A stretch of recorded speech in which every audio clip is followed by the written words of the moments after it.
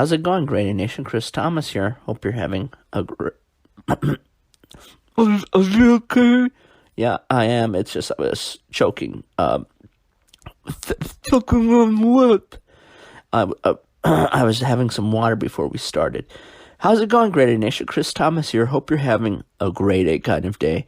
And my guest on this installment of Grady Nation is Sam Stoops. He's been on Grady Nation before. He even guest hosted. And you might know him as the exploding vape pen man because he had his tongue removed after a mishap with an exploding vape pen. Sam, how are you? No, how are you? It sounds like you're having a rough time. No, I was just choking on some water. I'm quite all right. Now, you wanted to talk about how you went on a date and it was a very frustrating experience. That's right. I took a girl. It's very hard for me to get a date in the first place. I can only imagine.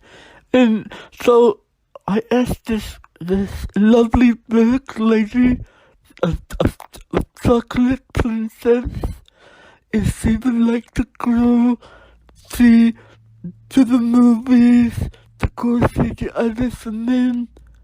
Is it The Irishman? Oh, okay, the Martin Scorsese movie. Yeah, that's right. Is it Irishman or Irishman? I don't remember. I believe it's Irishman. Okay, so I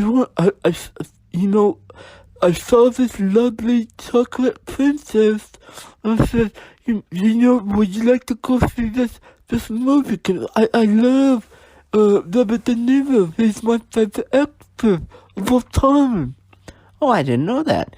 And yeah, so I said, Robert De Niro, he's a fan of black ladies just like me. That's what you told her? Yeah. She just laughed. She thought I was kind of charming. She thought you were charming. Yeah. So I said, let's go see the Irishman, and I'll get you popcorn, and you can have raisinettes. I can't eat any of that because of my condition, but if you could smuggle some potato cheese soup in your purse for me, I would really appreciate it. You asked her to take potato cheese soup into the movie theater so you would be able to have something. That's right. When you have your tongue removed, it's very hard to consume items that are not liquid-based. Okay. So you went with this woman. What was her name? Because I don't want to refer to her as a chocolate princess. That sounds kind of demeaning. There's nothing demeaning about it. She's very beautiful. She's a very beautiful girl. And the name is Monica. Okay, so you and Monica went to the movie theater to see The Irishman, and what was the issue?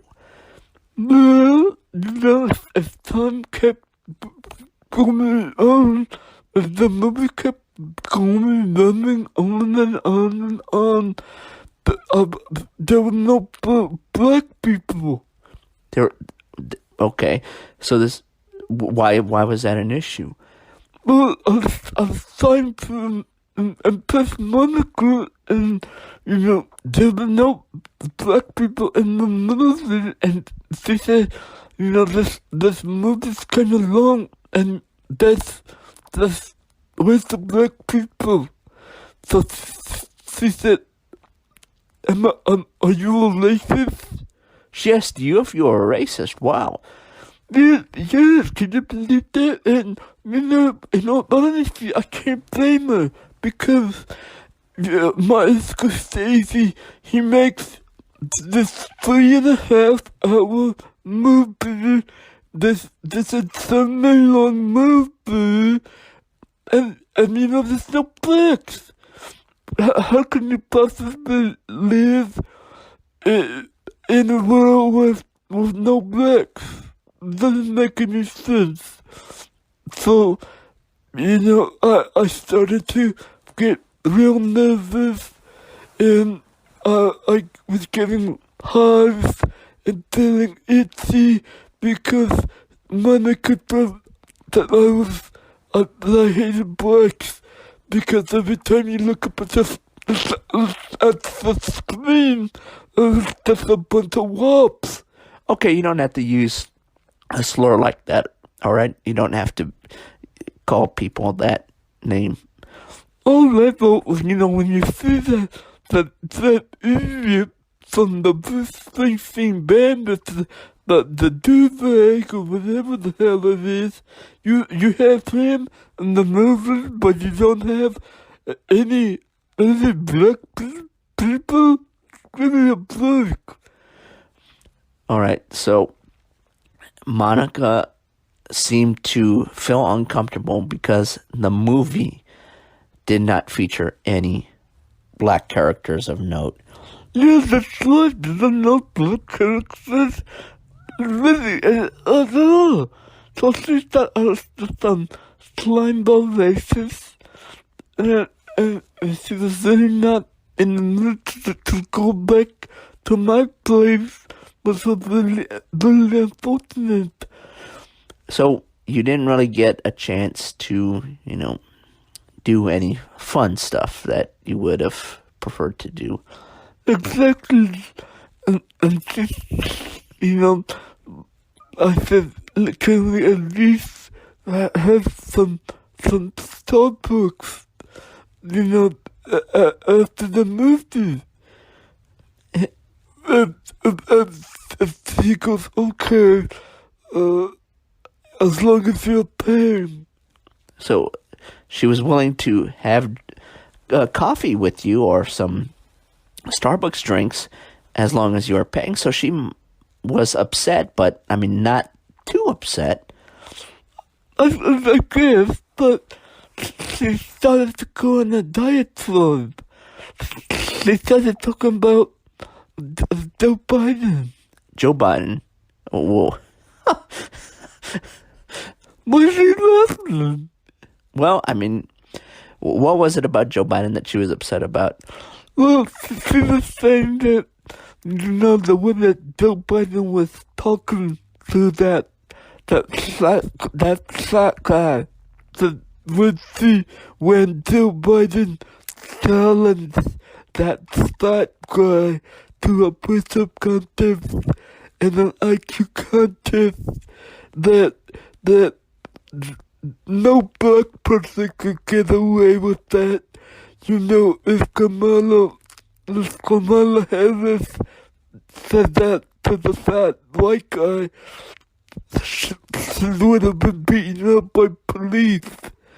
Well, I sincerely doubt that. I don't think Kamala Harris would have been beaten up by police if she told, a heavyset white guy who asked her a tough question to do some push-ups and challenged him to an IQ contest.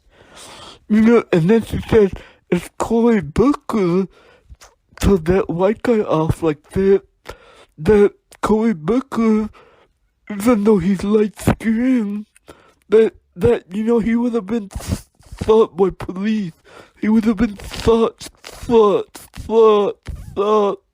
Shot.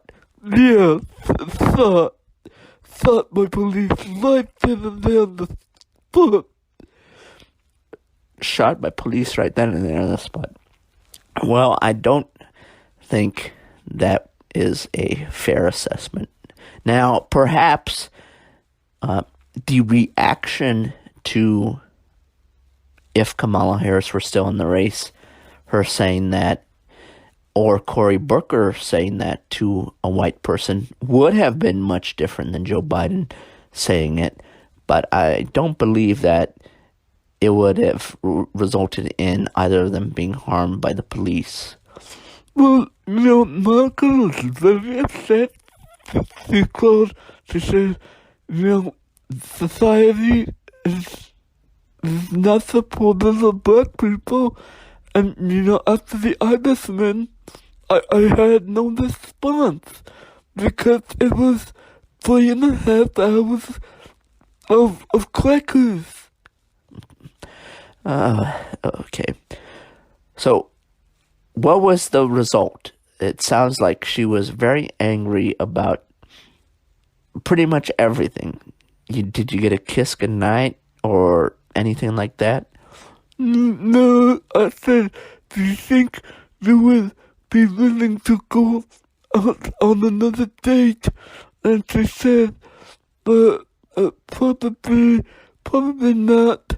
I thought that, you were more supportive of black excellence, and you seem kind of like a disabled honky.